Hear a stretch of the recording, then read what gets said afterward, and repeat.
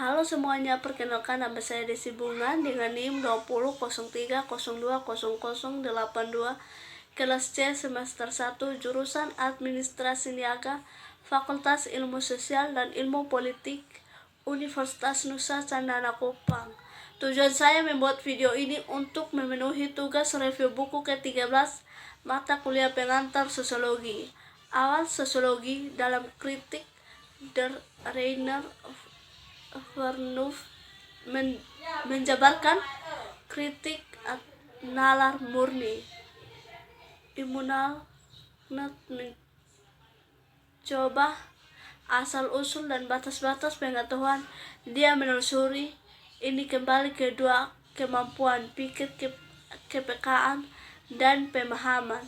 Keduanya formal atau murni, yang berarti bahwa mereka superior untuk mengalami, tetapi menyediakan kondisi yang memungkinkan pengalaman aspek a priori dari fakultas sensibilitas, menjamin universalitas dan kebutuhan geometri Euclidean, sedangkan aspek a priori fakultas pemahaman menjamin validitas dan penerapan ilmu Newton. Secara khusus, Kant menunjukkan validitas yang diperlukan dari kausalitas didasarkan pada proses seleksi pemikiran daripada hanya diberikan kepada kita bersama dengan bayangkannya hal ini. Pikiran kita memaksakan keteraturan dan peteraturan, yaitu pengalaman, karena Kant adalah untuk menunjukkan bahwa proses sosiologis a priori pikiran menjamin universalitas dan kebutuhan mematikan dan ilmu alam, dan banyak pendidikan pusat puas dengan menawarkan berbagai kecil pada filosof Kant. Tetapi apa yang diharapkan oleh banyak neon-Kantian adalah memahami Kant dengan lebih baik. Bagi Hermann Scheon dan Paul Metrop, ini berarti menerbitkan komentar dan karya yang menunjukkan tidak hanya apa yang dimaksudkan, tetapi juga apa yang Kant seharusnya dimaksudkan. Neon-Kant lainnya ini menggunakan metodologi Kantian untuk memperluas cakupan mata pelajaran dan untuk menunjukkan bahwa mungkin ada ilmuwan dari mereka. Georgi Simmel mencoba membangun filosofi sejarah yang bereputasi, dan Heinrich Richter mencoba melakukan hal yang sama untuk budaya, terutama Richter, teman dan kolega Weber, menerbitkan kedua bagian dari Die Grenzen der Naturwissenschaften.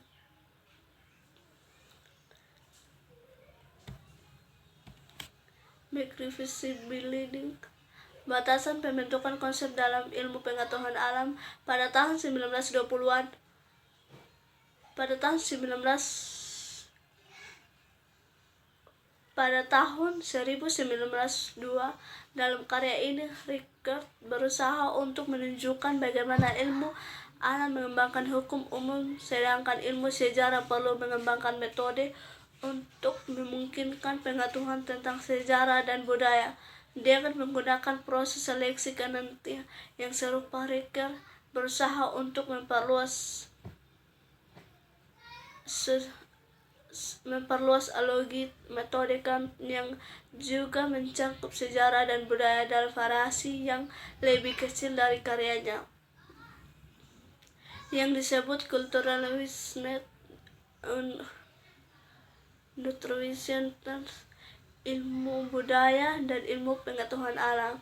Pada tahun 1899, Richter menekankan bahwa minatnya terutama pada budaya daripada sejarah. Dalam hal ini dia melanjutkan penyelidikan neo-Kantian ke dalam dunia pengalaman budaya. Gagasan tentang budaya juga memainkan peranan sentral dalam jurnal Logos. Subjudulnya adalah International Center Kultur, jurnal internasional untuk filsafat budaya. Richter adalah kontributor utama jurnal yang luar biasa ini. Dimulai dengan terbit pertama tahun 1910 sampai 1911. Masalah ini termasuk karya Henry Ferguson Bennett. Mereka mengambil alih jabatan editor pada tahun 1904 dan memprioritasi untuk hanya menerbitkan karya ilmiah non-persuasif. Weber membuat niat ini sangat jelas dalam esai pengantar.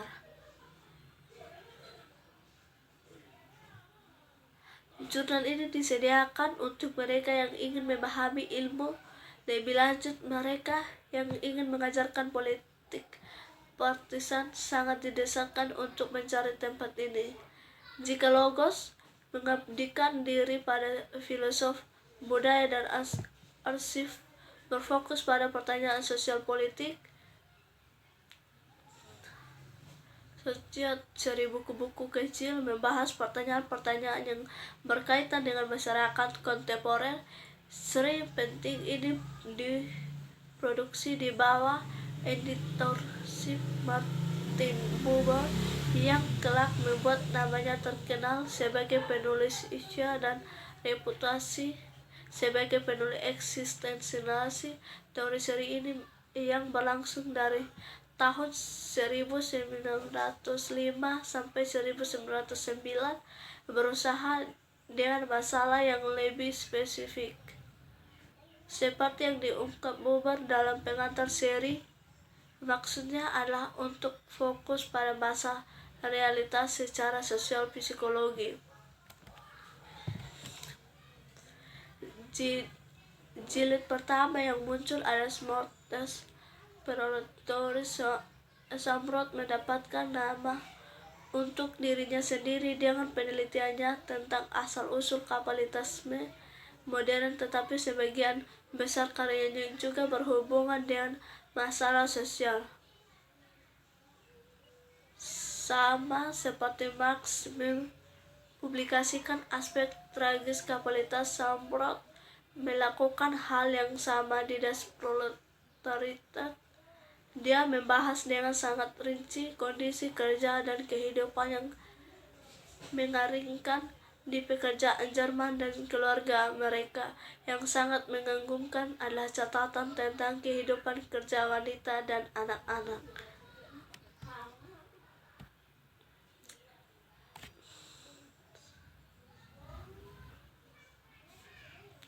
Interkoneksi dari Neo-Kontinuisme menawarkan wawasan yang menarik tentang dunia akademis Jerman, tetapi hubungan antara Simmel, Tönnies, Weber,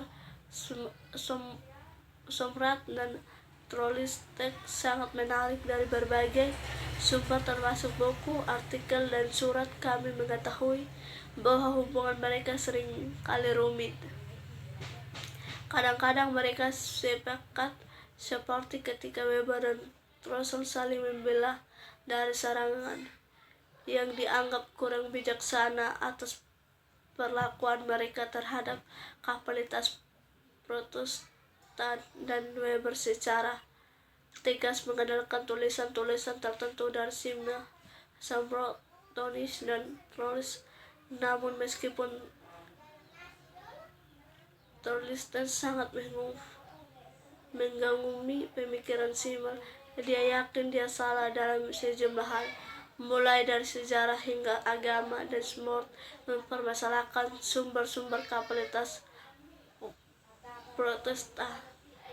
Sementara Weber berpikir bahwa buku-buku Smart sering kali tidak diperbedakan dengan baik. Trossel sering berselisih dengan Weber dan Trossel, dan tidak seperti Simmel berkonsentrasi pada masalah individu sosiologis. Meskipun mereka bertengkar sangat, Weber memutuskan hubungan semester dengan Tunis dan lebih lama dengan Rose. Mereka berdiri bersama dalam upaya mereka untuk membuat berbagi studi masyarakat terhormat. Ini berarti memperluas pengakuan sosial dan menunjukkan bahwa fokusnya adalah pada fakta dan bukan pada nilai. Baik, ini saja presentasi yang dapat saya bagikan. Akhir kata saya ucapkan terima kasih.